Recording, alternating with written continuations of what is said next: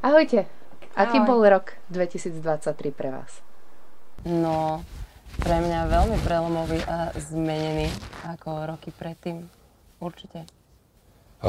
Pre mňa štandardne pracovný a vlastne každým rokom pracujem viac a viac, takže môžem povedať, že bol jeden z tých náročnejších. Sťahoval som sa do nového štúdia, spravil som asi 5 hudobných albumov, nie iba pre seba, ale teda aj pre iných ľudí a that's all. Veľa roboty, veľa zdravia. Ty si už etablovaný na slovenskej hudobnej scéne, ty si nováčik za minulý rok. A ako ste sa vy dvaja stretli? Tu, presne tu. Tu. Tajči stretla ľudí, ktorí jej chceli pomôcť, s nimi sa poznám a vlastne jej poradili, že keď chce hudobnú pomoc, keď chce niečo tvoriť, tak možno ja som vhodný týpek. Tak sme sa stretli, pokecali sme o tom, čo by Tajči chcela, ako si to predstavuje a nejak sme si to nastavili spoluprácu a odtedy sa nám podarilo, myslím, že 5-6 spoločných pesničiek zatiaľ. Tajči, ty si išla vlastne ako nováčik na slovenskú hudobnú scénu. A išla si s nejakou konkrétnou víziou, akú hudbu by si chcela tvoriť, alebo si mala nejaké inšpiratívnych umelcov, podľa ktorých si chcela, že tak toto je ten smer, ktorý by som chcela. Práve, že vôbec, ja ako keby, že dodnes, a aj mi to možno ešte chvíľku potrvá, sa tak akože budem hľadať v nejakom konkrétnom žánri, v ktorom budem chcieť ostať, ale ja si myslím, že postupne aj piesne, ktoré ešte pôjdu vonku, tak je to v podstate, možno by som vás povedala, že každá nejakým spôsobom trošku iná. Že možno to niekto nebude chápať, možno si niekto povie, že som totálne uletená, ale som to proste ja, chcem to vyskúšať, chcem vyskúšať toho čo najviac a uvidím, kde zostanem. A ako sa tvorí pre niekoho, kto ešte nevie úplne presne, čo chce? Tak ono to není, že nevie úplne, čo chce, lebo ono to je, keby som teraz ja jej ukázal paletu farieb a povedz mi, ktorú farbu, ktorá z týchto sa ti v tejto chvíli, možno v tento moment páči najviac. Čiže nie je to tak, že by úplne nevedela. To, že nevie, že či chce robiť viac možno rockovejšiu hudbu, alebo to viac ťahať do nejakého hip-hopu, alebo možno tanečnejšie latino, to sú naozaj veci, na ktoré dojde podľa mňa sama časom, v čom sa nájde viac doma a to sa nedá proste po jednej, dvoch pesničkách. To je proste, musí spraviť 10 rockových, 10 popových, aby si vedela vybrať, čo sa jej viac páči, čo sa jej lepšie robí. Ale myslím si, že už od pesničky sme mali jasnú predstavu, že sme sa najprv vždycky porozprávali, že OK, tak ideme na to. Čo by si možno chcela povedať, možno aký hudobný žáner, na čo máš chuť. Bolo to určite aj tak, že počuj Adam, teraz som počúvala túto pesničku, takýto štýl sa mi páči, poďme skúsiť niečo takéto. Alebo teraz mám takúto životnú situáciu, o tomto by som chcela povedať, tak poďme to spolu skúsiť proste nejako. Čiže nebolo to vôbec, že ja som tu mal úplne čisté plátno, mohol som si namalovať, čo som chcel a ona len to zaspievala. Práve by som povedal naopak, že bez toho, aby ona dala nejakú informáciu, nejaký impuls, tak by sme nevytvorili nič. Pretože to by boli prázdne pesničky bez nejakého hlbšieho zmyslu a tie za to nestojí. Je to tak, akože ja som sa presne tohto napríklad na začiatku bála, že ako presne toto bude prebiehať a tak ďalej, aj tým, že sa nepoznáme.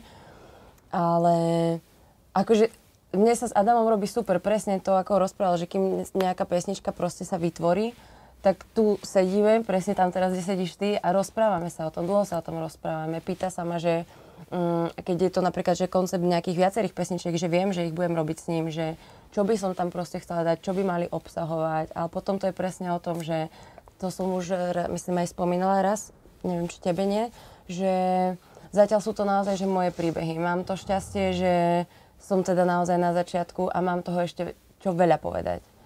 Či je to už odkrytie také, že som pripravená na to odkryť všetko, alebo budú to nejaké príbehy nejakých mojich príbuzných, alebo niečo, čo budem počuť, uvidím časom, ale zatiaľ som to naozaj ja a píšem to, čo sa mne stalo.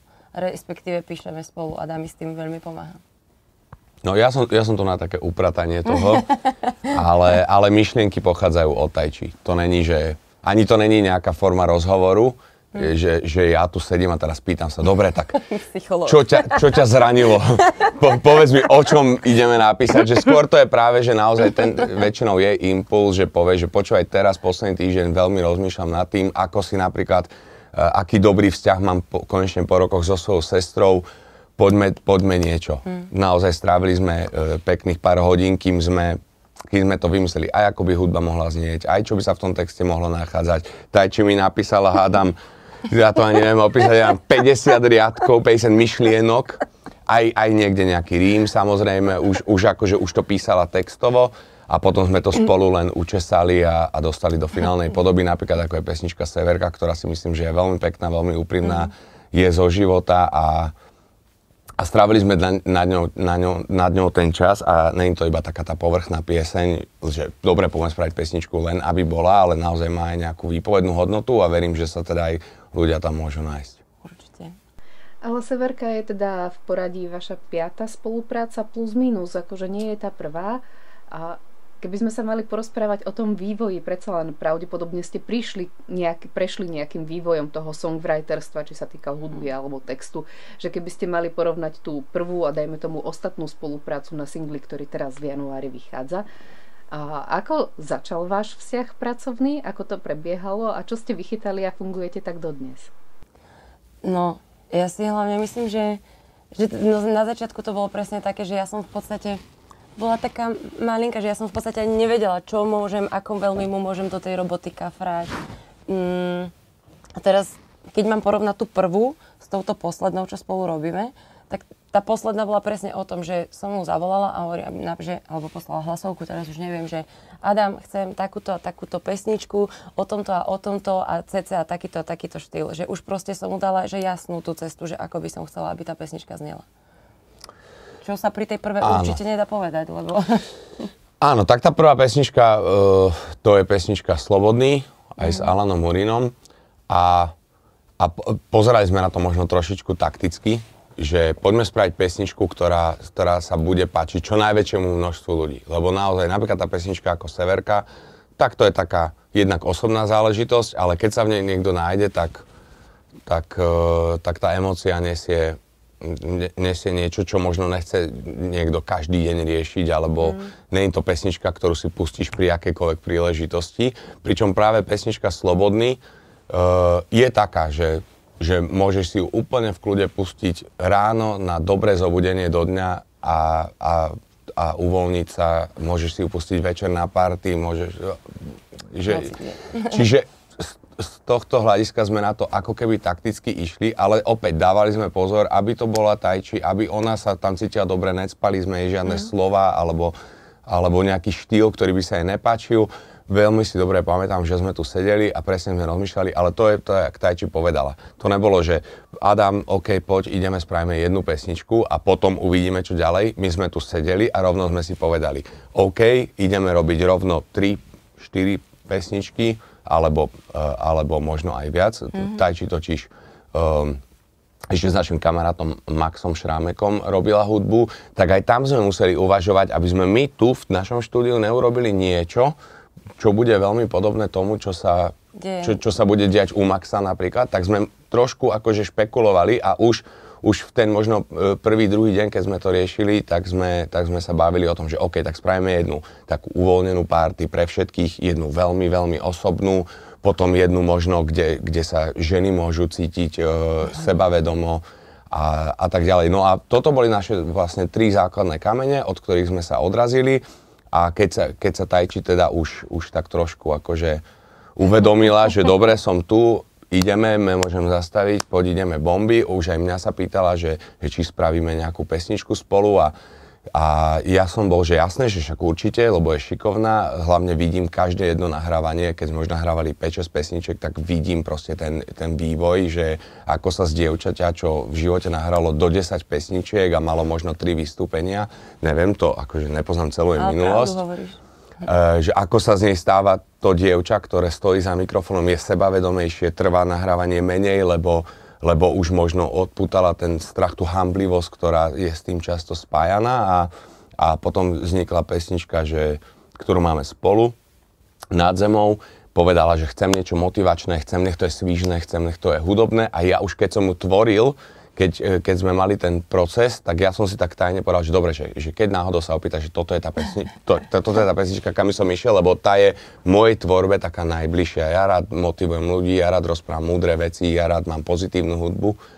Takže ono to presne aj prišlo, ak som si to úplne vyvolal v hlave, že som mi to poslal, že tak čo, môže byť niečo takéto a ona, že bomba a dáš to so mnou a ja, že lebo on keď mi to poslal a ja som ho počula, proste nejaký ten prvotný nástrel, tak ja úplne, že čo, to nemôžem spievať ani ja toto, čo teraz on zaspieval, že to je úplne, že jeho.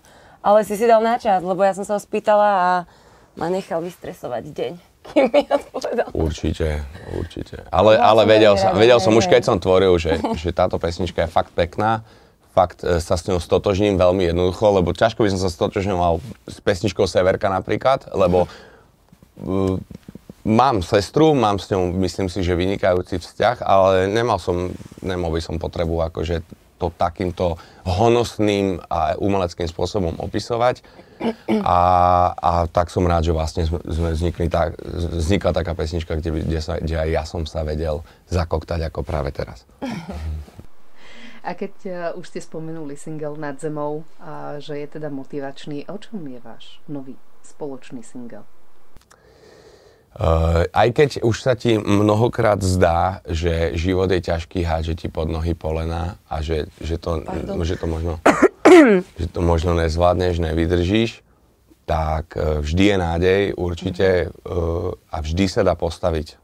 Kým podľa mňa človek nie je na smrteľnej posteli, alebo jak by som to akože nazval, nechcem žiadnu situáciu nadhodnocovať alebo podhodnocovať, tak si myslím, že vždy je príležitosť, vždy je šanca, aby sa človek postavil na nohy a pokiaľ naše tóny a slova k tomu môžu iba pomôcť, niekoho motivovať. Mne píše množstvo ľudí za tých veľa rokov, čo robím hudbu, že im mnohokrát hudba pomohla. Ja to vždycky beriem tak, že jak ti mohla pomôcť? Akože, lebo ja nevidím to tak, že počúvam niekde hudbu niekoho a pomôže mi to v živote, ale potom si to tak uvedomím, že vlastne áno, že funguje to tak, lebo tí ľudia, ktorí nie sú tak kreatívni, možno ako my, tak im tie slova ich vedia určite povzbudiť, vedia im možno pripomenúť, že kámo, však je to život, všetci máme problémy, ale to neznamená, že sa nedá.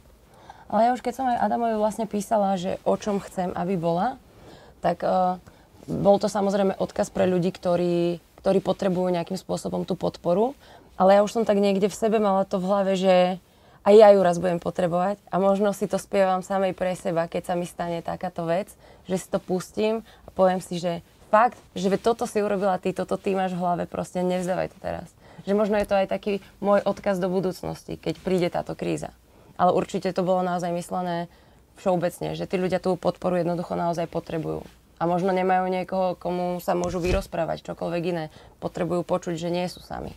Že tam niekto je. Presne, možno iba možno to aktivujú tým, že si to budú spievať.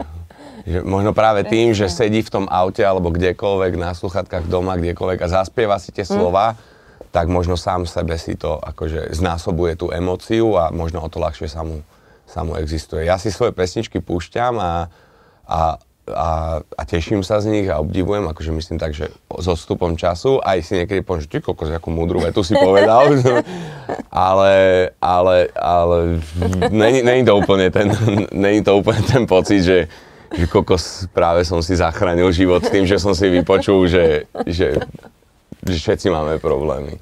Takže neviem sa s tým stotožniť, ale rozumiem, že to tak je, lebo mám nespočetne dôkazov za tie roky, že naozaj ľudia mi píšu, a či už sú to motivačné, alebo možno smutné pesničky, ale vieš, aj to, že ja napríklad, alebo to aj, čiže priznáme v pesničke možno nejakú bolesť, nejakú chybu, možno nejaké negatívne emócie, aj to môže ľuďom pomôcť, lebo si uvedomia, ja nejsom v tom sám, nejsom jediný, ktorého sklamal partner, nejsom jediný, ktorého kamarát oklamal o peniaze, nejsom jediný, ktorý investoval do niekoho čas a ten bez chrbtovej kosti proste odišiel. Takže určite si viem predstaviť, že to na tých ľudí má nejaký dopad a preto sa teším, že môžeme robiť aj pozitívnu hudbu a všetci teda dobre vieme, že hudba a život nie je iba o radosti a úspechoch, ale je to samozrejme aj o o tých pádoch a postaveniach sa. Zákerná otázka. Za ten rok v podstate, čo sa venuješ showbiznisu, už tam bol nejaký ten pád v tom speve? No to nie je práve, že ani rok. To je tá sranda, že ja som prvýkrát tu bolo presne, si to pamätám, 1. mája. No je, že 1. mája 2023. A či už tam bol nejaký pád, alebo že nejaké moje...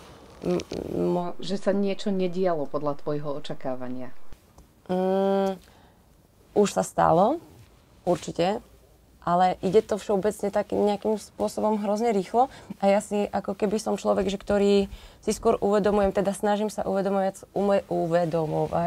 skôr tie krajšie veci, ktoré sa dejú a tie možnosti, ktoré mám. A keď sa mi aj stane to, že niekto mi teda presne, že šupne nejakú kudlu do podpás, tak si poviem, že dobre, ďakujem, zoberiem si z toho ponaučenie a na budúce to už proste takto neurobím.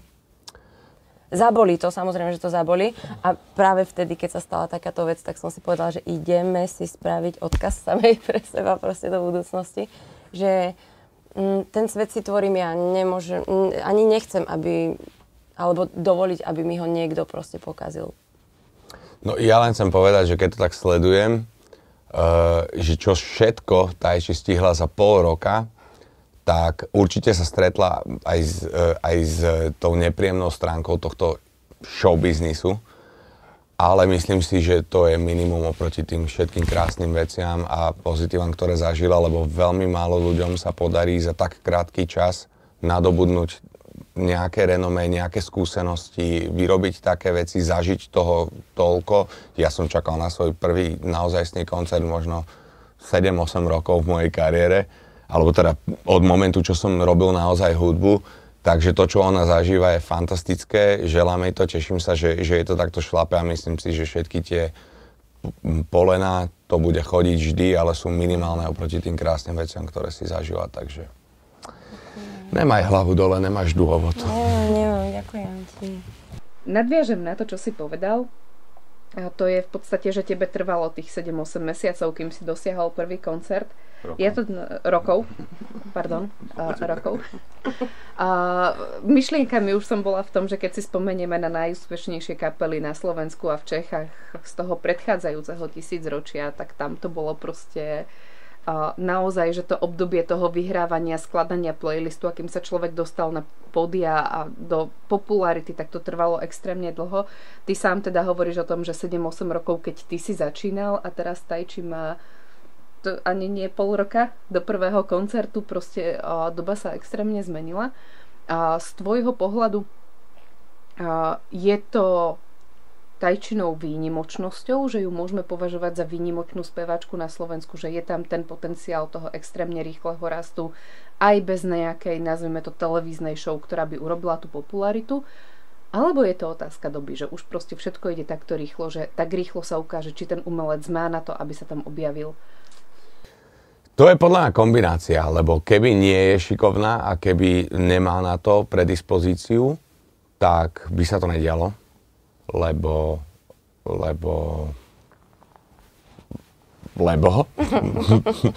to nemusím podľa mňa ani vysvetľovať, ale určite jej tá doba pomáha, pretože ja keď som začínal, tak žiadna sociálna sieť nebola. Žiadna. Reálne som vlastne prvé úspechy mal až v čase, keď už Instagram a YouTube reálne existovali, ale to bolo 10 rokov po tom, čo ja som už skutočne tú hudbu robil, čiže už som s nejakými skúsenosťami do toho kolobehu potom nabehol.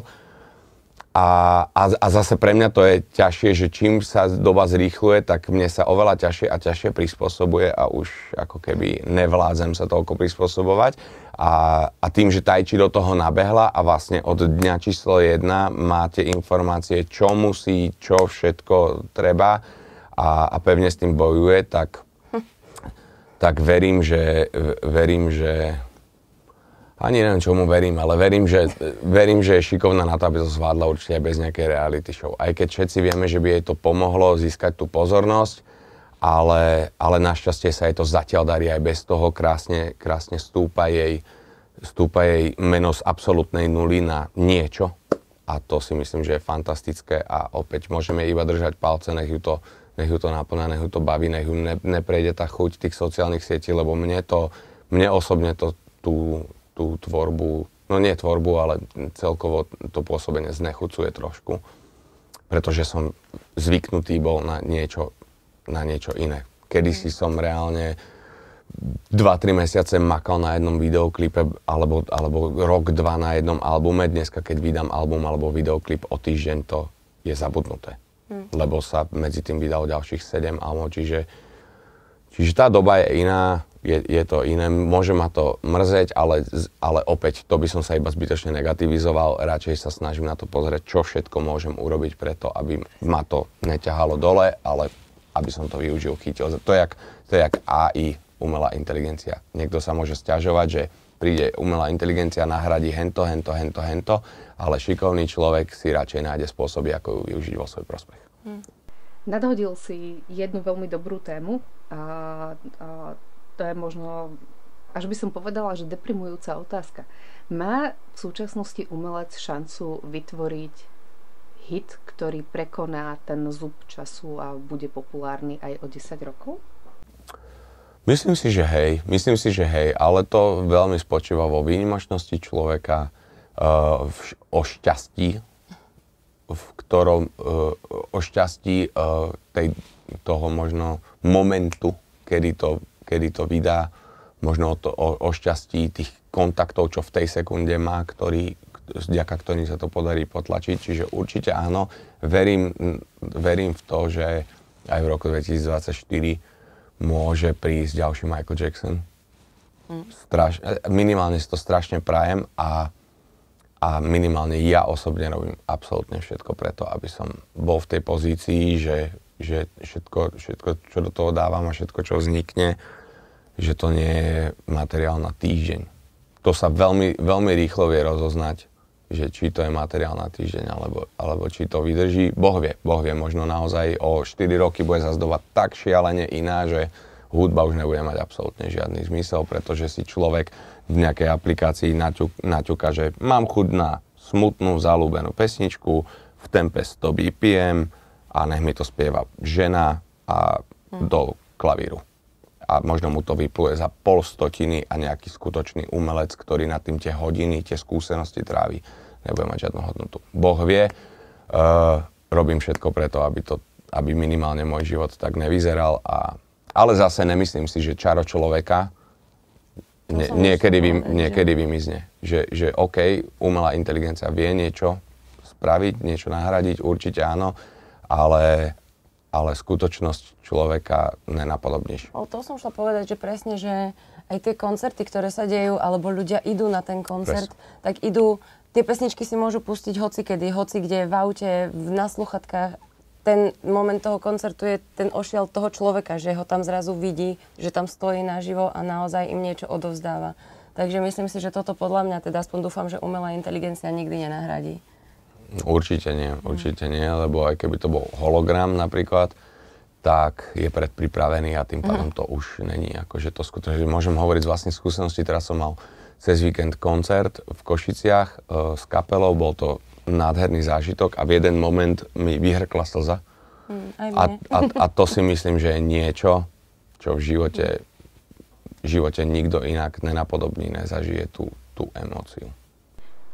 Odkloním sa teraz od otázky, ktorú mám na teba, Tajči, ale keď sa rozprávame o umelej inteligencii, nie, že by som ja chcela dávať svoj názor v rámci vášho rozhovoru, ale keď sa budeme rozprávať o umelej inteligencii a kultúre a hudbe a čomkoľvek, čo je umelecké, tak za mňa je tam veľmi dôležitá taká tá emocionálna inteligencia a to prežitie tej skladby, že čím je naozaj viacej spätá s umelcom, tak tým je ľahšie odovzdateľná a uveriteľná pre to publikum.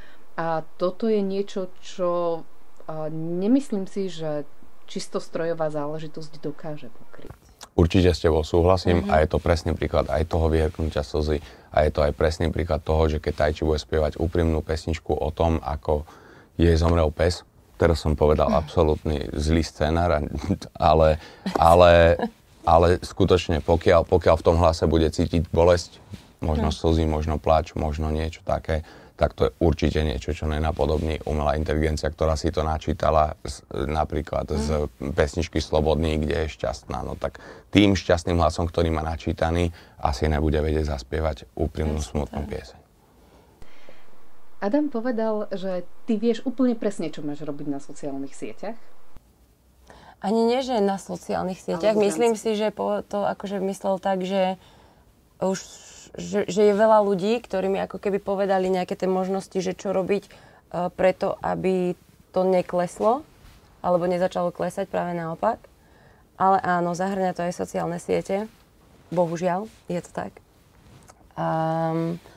Ale neviem, že čo konkrétne akože s tými sociálnymi sieťami si sa ty chcela opýtať. Všeobecne na to v podstate, že nabehla si do tohto speváckého sveta, rozhodla si sa byť speváčkou a ideš pomerne presne, ak by som to dala do extrému, ako začínajúci umelec s veľmi kvalitne pripraveným plánom a stratégiou na to, čo chceš spraviť, ako chceš spraviť v nejakom kroku a v nejakom momente. Ja viem, že máš umelecké vzdelanie, ale toto nie sú veci, ktoré by sa zo dňa na deň objavili, ale predpokladám, že niekde máš svoje zdroje vzdelávania, samozrejme celé tvoje know-how nechcem od teba vytiahnuť, ale kde čerpáš inšpiráciu a nápady do svojej stratégie, ako to robiť to, čo robíš? Ja som podľa mňa taký tichý počúvateľ, že ja hrozne veľa počúvam a možno vnímam aj nejaké veci, ktoré sa okolo mňa dejú, že možno veľakrát to daný človek nezastrehne, ale že ja som naozaj tak, potom si to tak, že upratávam v tej hlave. Že ja som s tým nejakým spôsobom zmierená, že určite sa všetkému nevyhnem a že to, že ja niečo chcem a mám možno nejaký plán vo svojej hlave, tak príde milión rán, ktoré mi to proste zničí a budem musieť nájsť inú cestu. Ale tak nejako, že nepremýšľam veľmi teraz, že čo bude o rok, alebo kde chcem byť o rok, alebo že čo teraz. Ja som proste teraz tu a teraz presne viem, že aj keď skončíme tento rozhovor, tak idem pokračovať na pesničke, ktorú sme začali a to je ako keby to, že keď sa náhodou stane, že za 2 mesiace neurobím, že vôbec nič, tak vtedy si poviem, že nastal prúser veľký. Ale kým preto niečo robím a snažím sa to nejakým spôsobom dostať medzi tých ľudí a zatiaľ to príjmajú, tak je to pre mňa proste to najviac, čo môže byť. No. Že ja ti teraz neviem povedať naozaj, že nejaký extrémny plán, alebo ja len viem, že to chcem. Viem, že preto urobím najviac, čo budem môcť. A keď sa to podarí, tak sa to podarí. Že vieš, že keď preto neurobím nič a náhodou sa stane, že ma zajtra prejde autobus, tak budem extrémne smutná. Kým celá odídem proste preč, tak si poviem, že ty kokos, premrhala som strašne veľa. Ale keď proste preto urobím čo najviac, tak budem spokojná, že som urobila. Keď to nevíde, tak to nevíde, ale budem sa snažiť proste. Ja by som len rád dodal, že Tajči má šťastie, že není na to sama, že nezobúdza sa a nechodí spať s tým, že som na to sama. Myslím si, že za toho pol roka sa jej podarilo stretnúť ľudí, ktorí jej tie rady dávajú, lebo sú v tomto biznise už dlhšie, či už som to ja, alebo možno nejakí iní interpreti, ale... No, zabudla si. Ale určite to je aj pomoc. Napríklad taký Miško, ktorý Tajči pomáha, je človek, ktorý dáva pozor na to, tiež iba sedí, pozerá, vypočítava, že čo je najlepšie a potom to proste robia. A myslím, že tak sa to má robiť. Čiže keď aj Tajči vníma, keď aj Miško vníma, keď aj Anči, sestra vníma, tak myslím si, že potom, keď spájajú tie hlavy dokopy, tak vedia akože, OK, tak toto bude asi najlepšie. Všímajú si, čo, kde, jak funguje a podľa toho ide. A keďže doba je rýchla, tak sú to, myslím si, že rozhodnutia zo dňa na deň. No to určite. Ale to, čo aj Adam teraz akože naznačil, tak to som presne povedala, že teda chcela povedať, len som nestihla, že ten polrok, presne ak sa ma aj pýtala, že možno nejaké tie rány už, ktoré som dostala a ktoré nejakým spôsobom nie a fungujú, tak akože Adam je určite jeden z tých ľudí, ktorý si za ten polrok naozaj že získal moju dôveru nejakým spôsobom, fakt sa mi s tým dobre robí, ale takisto, že veľmi ďakujem napríklad Dominike Mirgovej, že ona je naozaj že veľmi podporná, prajná žienka, nádherná speváčka, že oni dvaja mi akože fakt, že najviac, že pomohli.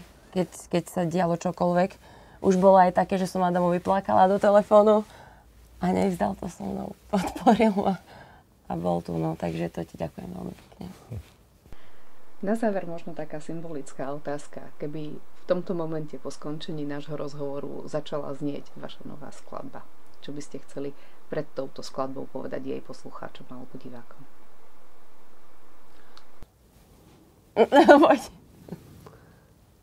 Zoberte si z nej to najlepšie a ak vám v živote spríjemní čo i len na sekundu život, tak to malo zmysel. Presne tak, ja som chcela povedať, že ak sa usmeješ, tak budem šťastná. Ďakujem veľmi pekne. Ďakujem aj my.